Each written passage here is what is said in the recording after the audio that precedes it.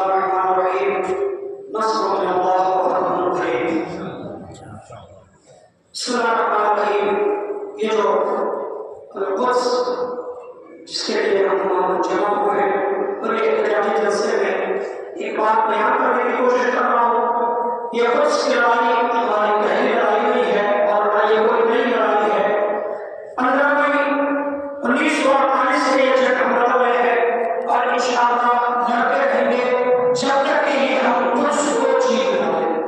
اور اس قدس کے لیے ہم نے ایک نہیں دو نہیں نہ جانے کتنی قربانیاں دی ہیں. یہ قدس ہمارا ہے اور ہمارا ہی رہے گا. اس میں ہم یہ کوشش کرتے ہیں, اس میں علماء کی محنتیں ہیں, اس میں علماء کی قبول ہے, اس میں شہداء کا قبول ہے, اس میں کتنے بچوں کا قبول ہے, اس میں موت کی سسکیاں ہیں, اس میں بہنوں کی آنکھیں ملوک ہیں, اس میں نہ جانے کتنے خون چلے گئے, نہ جانے کتنے لوگ فنا ہو گئے, نہ جانے کتنے لوگ ختم ہو گئے. آج سے یہودیوں نے اس پر قبضہ کر لیا ہے, 78 سال سے اس پر قبضہ کر رکھا ہے. لیکن ہم فلسطین کو نہ کل تنہا چھوڑے تھے نہ ہم آج تنہا چھوڑ رہے ہیں.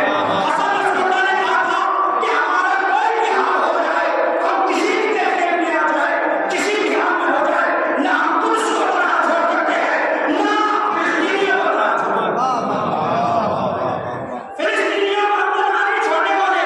انہوں نے ہمارے لیے قربانی دی ہے, انہوں نے ہمارے لیے اپنا خون بہایا ہے. وہ چھوٹے چھوٹے بچے کہ جو زندگی جینا نہیں جانتے تھے ان کو قید کر دیا گیا. ان موت کے اوپر کیسے کیسے مسائل اٹھائے گئے. 78 سال سے مسلسل ایک نئے طریقے سے مسلسل ظلم کھایا جا رہا ہے. ہر دن کا سورج ایک نئی ظلم لے کر کے پیش ہو رہا ہے. عزیزو, امام خامنہئی نے اسرائیل کو, صہیونیوں کو مومن کے دل میں رہنے والے ایک خنجر سے تعبیر دی ہے. ایسا خنجر جو نکلنے والا نہیں ہے, اس خنجر کے تحت اس طریقے سے تعبیر دی ہے. امام خامنہئی نے اس دور میں بھی اسے فتح کرنے کے لیے جہاد کا فتویٰ دیا تھا اور جہاد کرنے کے لیے کہا تھا. لیکن یہ عرب ممالک جو ہر لوگ ہیں, جو بھونکنے لوگ ہیں, جو آج بھی صرف اور صرف ظالم کے کلام پر لمبے کہنے والے اور ظالم کے کوٹ میں بیٹھنے والے لوگ ہیں, یہ ظالمی سے ڈرنے والے, انہوں نے آج تک یہی کیا, کل بھی یہی کیا تھا, آج بھی یہی کر رہے ہیں. ظالمی سے ڈر کر کے گھروں میں بیٹھ گئے اور مسلمان خود بناتے رہے. ہم کل میں ڈر کے بیٹھے تھے, نہ آج ڈر کے بیٹھ رہے ہیں.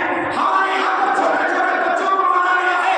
ہر دن ایک نئے طریقے سے ظلم کھایا جا رہا ہے. بچوں پر نیا ظلم, بچیوں پر نیا ظلم, عورتوں پر نیا ظلم, مومنین پر ظلم. سڑکیں برباد کی جا رہی ہیں, گھر برباد کیے جا رہے ہیں, عبادت خانے برباد کیے جا رہے ہیں, مسجدیں برباد کی جا رہی ہیں. تمہیں کیا پتا میرے عزیزو, آپ لوگ یہاں پر سکون سے بیٹھے ہو, ذرا ایک لمحے کے لیے سوچو. میں اپنی گفتگو کو یہی تمام کرتا ہوں, ایک لمحے کے لیے آج آپ کے بچے جب گھروں سے نکلتے ہیں تو یہاں جو ایک کانٹے پر ایک چھوٹا سا جب بیگ لے کر کے نکلتے ہیں تو آپ کے دل میں ایک علم کے چراغ کے لیے, ایک نور کی روشنی کے لیے, ایک بہترین کامیابی کے لیے, بہترین نمبر لانے کے لیے, اپنے بچے کی کامیابی کے لیے, اپنے بچے کے مستقبل کے لیے نہ جانے کتنے احکام آتے ہیں.